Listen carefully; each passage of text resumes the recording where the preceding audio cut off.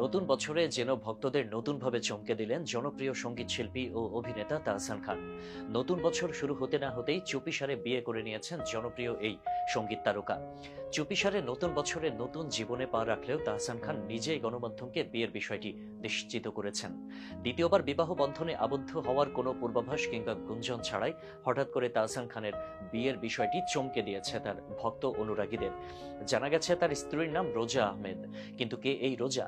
তিনি কি তাহসান খানের মতোই মিডিয়া জগতের কেউ, নাকি মিডিয়া জগতের একেবারে বাইরের কেউ? তাহসানের জীবনে নতুনভাবে চাঁদের আলো নিয়ে আসা রোজা আহমেদকে নিয়ে বিস্তারিত থাকছে আমাদের আজকের আয়োজনে। একাধারে অভিনেতা, সঙ্গীত শিল্পী, উপস্থাপক কিংবা শিক্ষক, সকল পেশায় যেন নিজের প্রতিভাকে সর্বোচ্চ দিয়ে তুলে ধরেছেন তাহসান খান। সম্প্রতি নিজের ভক্তদেরকে জানানো ছাড়াই চুপিসারে বিয়ে করে নিয়েছেন জনপ্রিয় এই সঙ্গীত শিল্পী। তাহসানের পাশে হঠাৎ করে সম্পূর্ণ নতুন এক মুখকে দেখে একই সাথে বিস্মিত এবং অভিভূত হয়েছেন তার ভক্তরা। প্রায় 18 বছর পর দ্বিতীয়বারের মতো মেকআপ আর্টিস্ট রোজা আহমেদের সাথে বিবাহ বন্ধনে আবদ্ধ হয়েছেন তাহসান খান। রোজা আহমেদ বাংলাদেশেরই মেয়ে। তার বেড়ে ওঠা বাংলাদেশের অন্যতম জেলা বরিশালে, কিন্তু তিনি পড়াশোনা শেষ করেছেন যুক্তরাষ্ট্রে। নতুন বিবাহিতা স্ত্রীকে নিয়ে গণমাধ্যমের সাথে কথা বলেছেন তাহসান খান।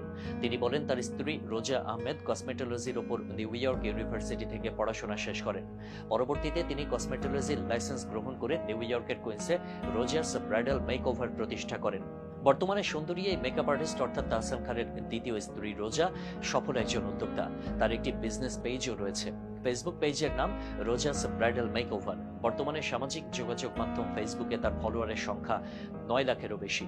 10 বছরেরও বেশি সময় ধরে ধৈর্য ও চেষ্টার পরিপ্রেক্ষিতে রোজা আহমেদ বাংলাদেশ এবং মার্কিন যুক্তরাষ্ট্র উভয় দেশেই নিজেকে একজন খ্যাতনামা মেকআপ আর্টিস্ট হিসেবে প্রতিষ্ঠিত করেছেন।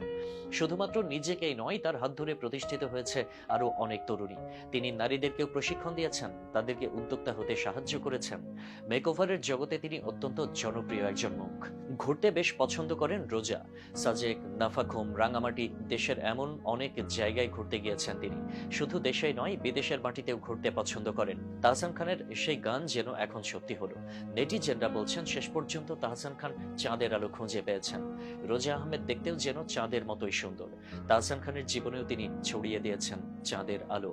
প্রায় 18 বছর পর 2025 সালে এসে নতুন বছরের নতুন জীবনে পদার্পণ করলেন তাহসান খান।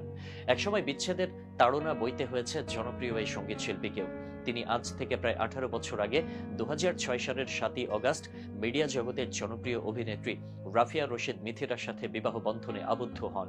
পরবর্তীতে বিয়ের 7 বছর পর অর্থাৎ 2013 সালের 30শে জুলাই তাদের ঘর আলোকিত করে আসে এক কন্যা সন্তান, যার নাম রাখা হয় আয়রা তাহরিম খান।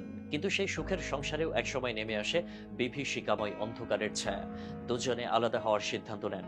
পরবর্তীতে 2017 সালের 4 অক্টোবর বিবাহ বিচ্ছেদের ঘোষণা দেন তারা।